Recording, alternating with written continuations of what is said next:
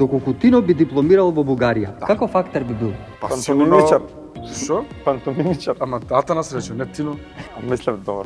После ти. Сигурно ќе биде полош од сега. Се шалам поема.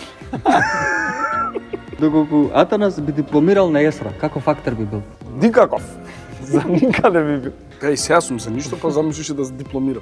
Атанас, доколку би имал магично стапче, што би сменил кај Тино? Елекот. Мислам, не би го сменил како елекот елек, туку би го направил зелен. Тино? Би му направил подолг нос. Зошто? За да може да се подпира. Задоволството да биде задоволството да биде поголемо. Кој лик ти би му го дал да го изиграш? Би бил многу интересен Тино во она Is No Good. Го памтите цртаниот Добро, филм Is да. No Good што го зафркава Султанот, епон треба да биде Is No Good.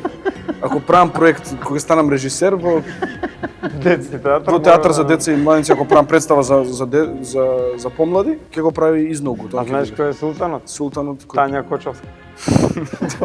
Добра подала. не ми се меши кастинг. Добро. Па ќе го земам јас сега ќе магистрирам режија, ќе го земам да игра Сирано де Берджерак. За да не магистрирам. Одлично. За да паднам. Дечки, фала ви многу што сте.